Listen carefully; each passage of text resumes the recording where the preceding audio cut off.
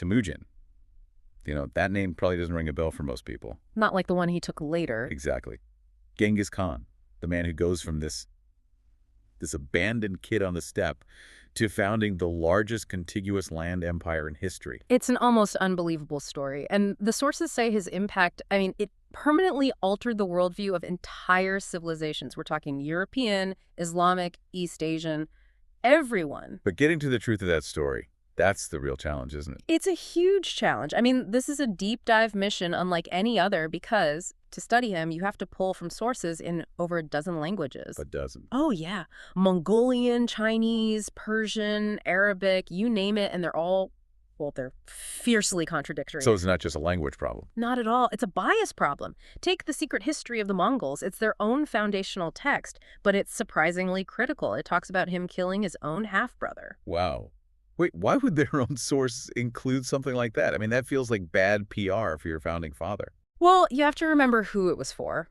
It was probably intended for the ruling family, kind of an internal record, not mass propaganda. Yeah. The later chronicles, the official histories. They cleaned it up? Systematically. All those inconvenient details just disappear. Okay, so that's our mission for this deep dive. We're going to try and cut through that mythology, the censorship, and really explore the contradictions. This man who is, at the same time, a nation builder and, to others, just the ultimate destroyer. And that all starts with his brutal, brutal youth. Let's go there.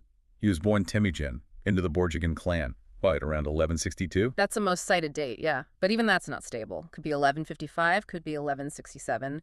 What is consistent is the story they tell about his birth. The blood clot.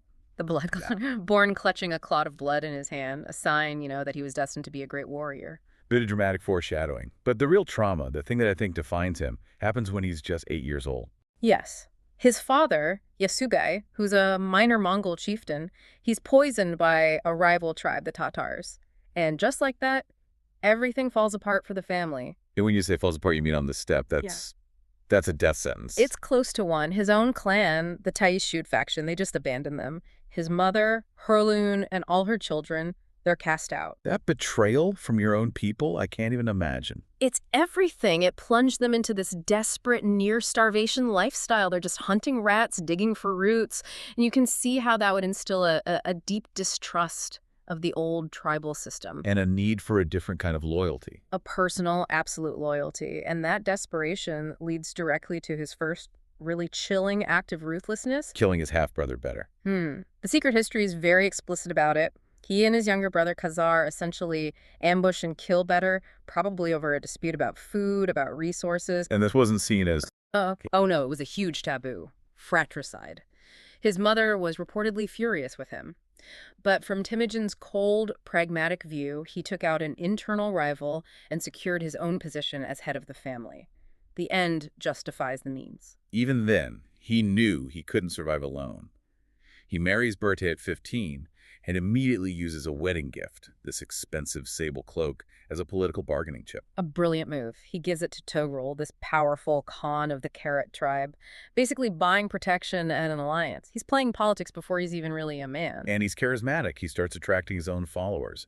But that stability doesn't last long, does it? Not at all. The Merkit tribe raids them, and they kidnap his new wife, Berthe. So he has to get her back. He does, with help from his new patron, Togrul, and his Anda, his blood brother, a man named Jamuka. But the rescue leads to this lifelong question mark. Jochi, his first son. Berthe gives birth to him shortly after she's rescued, and so his paternity was us. Well, it was questioned his entire life, and that becomes a huge source of tension between the four sons down the line. His personal life is already shaping the politics of the future empire. Which brings us to this period that I find just incredible, the Hidden Decade. Yes. After he gets defeated by his own blood brother, Jamuka, at a battle. Yeah. He just vanishes from the historical record for 10 years. It's a monumental gap, and it's a gap that was deliberately covered up. Most modern historians now believe he likely spent a good chunk of that decade as a servant. Maybe even a slave to the Jurchen Jin dynasty in North China. Hold on.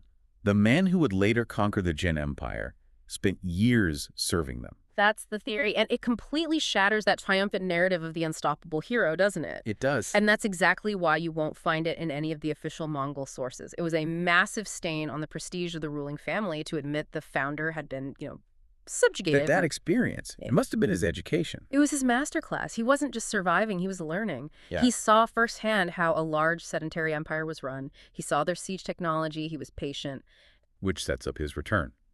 And this time, he builds a new kind of power structure with the Baljuna Covenant. The Covenant is the political turning point. This is 1203.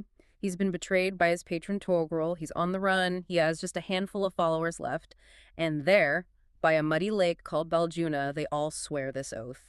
An oath to him personally. Exactly. Not to a tribe, not to a clan, but to Temujin. And look who these followers were. It's a totally mixed group.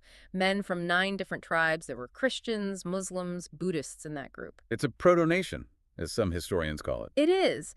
That oath bound them together, gave them incredible prestige, and they became the administrative core of his entire future empire. And from there, the momentum is unstoppable. By 1206, he's defeated everyone, including his old friend Jamuka, who he has executed, and he holds a great assembly, a Kurultai. And he is proclaimed Genghis Khan, universal ruler. And with the new title comes a new society, a full-on social revolution. A total revolution, designed specifically to destroy the old tribal loyalties that had failed him as a child.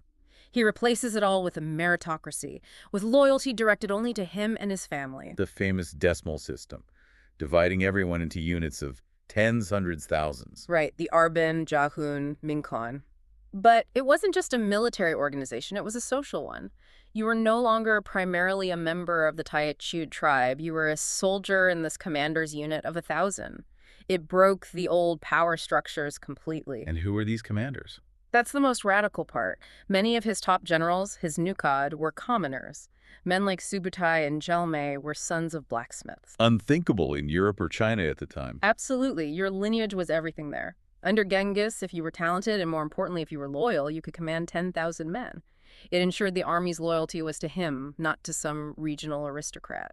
So with this unified revolutionary army, he turns outward. First target, the Western Xia Kingdom in China. 1209. And this first major campaign shows his ambition, but also that he's still learning. He tries to divert the Yellow River to flood their capital. A bit of environmental warfare. A bit, yeah. And it fails spectacularly. The dam breaks, floods his own camp, and he has to settle for a treaty. But he doesn't make the same mistake twice. Never. He learns. By the time he launches the big invasion of the Jin Empire a couple years later, he's established a corps of siege engineers recruited from captured Jin experts. He turned their own technology against them. And Zhengdu, what is now Beijing, falls in 1215 and is just sacked. Utterly. But the campaign that really cemented his reputation for savagery in the West was the invasion of the Khwarezmian Empire. And this one he didn't even want initially. It was triggered by a diplomatic incident. A catastrophic one. Genghis sent a trade caravan, an envoy.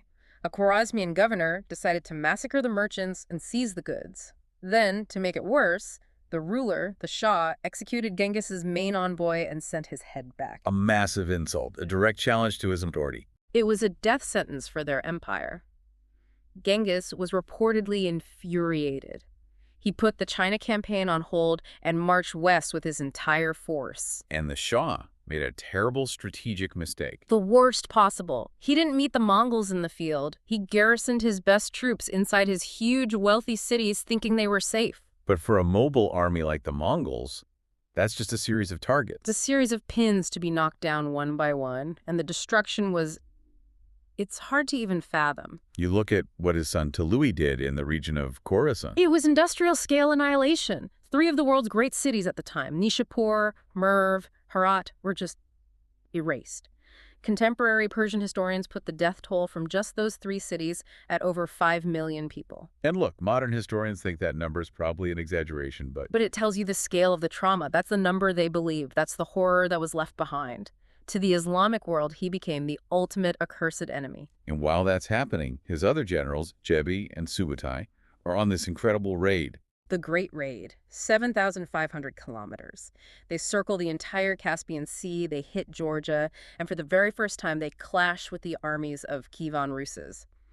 The West suddenly has a new storm on its horizon. It's so hard to square that level of destruction with the man himself, who by all accounts was incredibly disciplined. That's the core contradiction of Genghis Khan. He valued loyalty above all else. He hated luxury. He shared all the plunder with his men. He was famously open to criticism from his generals. He adopts a written script for his empire. He uses specialists from all the lands he conquers. Right. Chinese siege engineers, Persian administrators. He was a pragmatist. He justified all the brutality as just part of his divine destiny to unite the world under a single rule. Which brings us to his most important political decision, choosing his successor. And he doesn't pick the obvious choice. Not at all. His son Tuluyu was the brilliant military commander. I mean, he was the one who just broke the Khwarezmian Empire. But Genghis chooses his third son, Ogedai, who was known to be generous and agreeable, but also to drink excessively, a habit that eventually killed him. So why? Why pick the alcoholic compromiser over the military genius? Because Genghis was playing the long game. He knew military might conquers an empire, but it doesn't hold it together. He was worried about his sons fighting each other after he was gone. So he saw something in Ogedai. He saw a diplomat, someone generous enough to keep his brothers in line, willing to listen to subordinates, a political glue. He prioritized cohesion and stability over pure battlefield prowess. A choice that leads him to his own final campaign, back against the Western Shia. He dies in August 1227 while on that campaign. And his death is kept a total secret so the army's morale doesn't break. Once they win, the capital city is annihilated. It's been called a very successful ethnocide. The whole culture was basically wiped out. And the cause of his death is, of course, a source of endless speculation. And the most likely cause is mundane. Illness, probably typhus or malaria. But the legends are better. The legends are always better. Falling from his horse, struck by lightning, or, my favorite, being fatally wounded by a captured princess with a hidden dagger during the night. A dramatic end for a dramatic life. And they bury him somewhere on the sacred mountain, Burkhan Khaldun, and the location is still a total secret. The great taboo. A secret to this day. And his legacy. Well, it's as contested now as it ever was. On the one hand, you have the Pax Mongolica, this period of incredible trade and cultural exchange across Asia. But on the other, you have this multi-generational trauma from the sheer devastation of the conquests. Exactly, and you see that in how he's remembered. In Russia, he's the Tatyok, the man who held them back for centuries. In the Arab world, he is the destroyer. And then you go to modern Mongolia. And it's a complete 180. He is the founding father, he's on the money, he's on vodka bottles, he's on everything.